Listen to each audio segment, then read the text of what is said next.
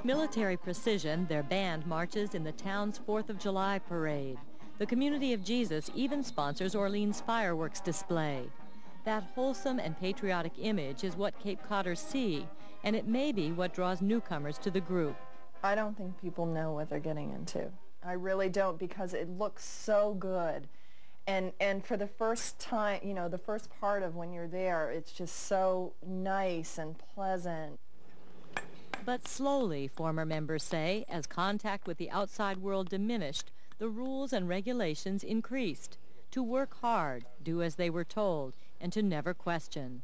Suzanne Uten had moved to the community from Holland. She says being forbidden to write to her mother was particularly cruel. Everything was stripped of me. I couldn't have anything that reminded me of my home, of my family. Things my daddy had written me. My daddy committed suicide when I was 9 years old, and the only thing I had of him were some pictures when I came to the U.S., some pictures and some poems he had written. And they were destroyed. Growing numbers of former members now believe they were victims of mind control. We could not listen to any other ministry. We had to listen non-stop to Cay and Judy tapes. Those sisters down doing their stained glass have to have a tape go there every minute of the day.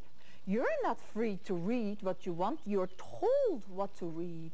You're not free to look at what you want. You're told what to look at. You're told what to read, how to read it, what to think. That's cult. Is the Community of Jesus a cult? Well, ex-members say Mother Cay and Mother Judy called themselves God's anointed and controlled every aspect of members' lives, including telling them where to go, whom they could speak with, and even controlling the sexual practices of married couples. If you were not trying to have a baby, then it was sin, and we were to all write down all of our sexual sins, pass them into the priest, and we would receive absolution the next morning. It was like, oh my God, this is the last private place of my life that they have finally entered. And I think for me, that was the beginning of the end.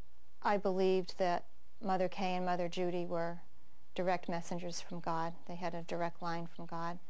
And anybody they put in authority had a direct line from God because they got it from Mother Cay and Mother Judy. Steve Hassan is a nationally recognized expert on cults. He has interviewed several former members of the Community of Jesus and believes they were recruited deceptively. You don't realize what's happening to you until it's already happened, and then your ability to analyze it and to reality test has been dismantled. And so very intelligent people become clones of the top leadership. There's a distinct feeling among these former members that the community does use mind control techniques. Well, my experience is absolutely no way. Is that true? First of all, when you speak about this whole sex direction, after 21 years of living here, I think I would know if there was some sort of sex direction. And I can tell you very directly, there is none. Former members told Chronicle that community leaders used guilt and fear to instill obedience. Guilt that if they didn't conform to community standards, their children would turn out more wretched than they were. Fear that if they questioned anything, they would be punished. I was put on my tummy, and my head and my nose were supposed to touch the floor for over 12 hours to break me. Without drink, without food. Sometimes you're on eating disciplines. I was on a 40-day fast of only eating grapes, raisins, and grape juice. So by that time, I would say I was definitely physically broken down. Even the son of founder Cay Anderson now speaks out, criticizing the community his mother created. Peter Anderson and his wife Heidi married after both had left the community. Heidi died 3 years ago.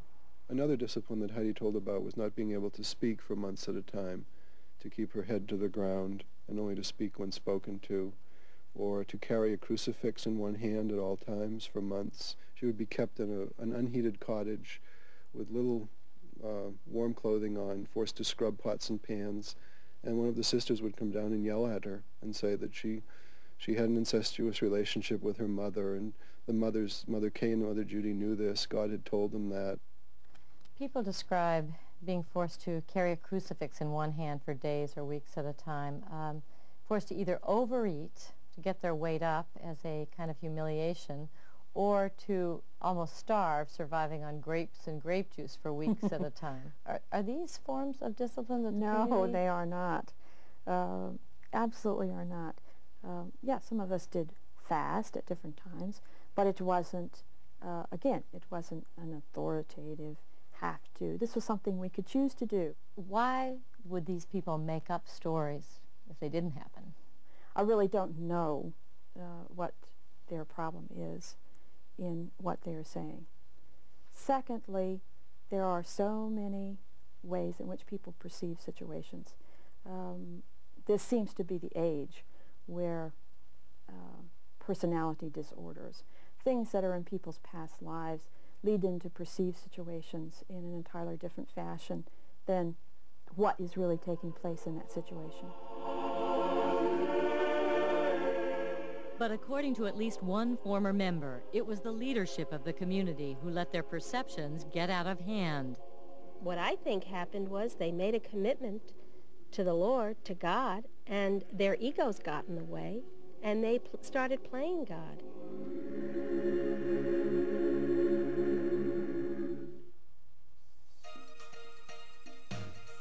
Coming up next.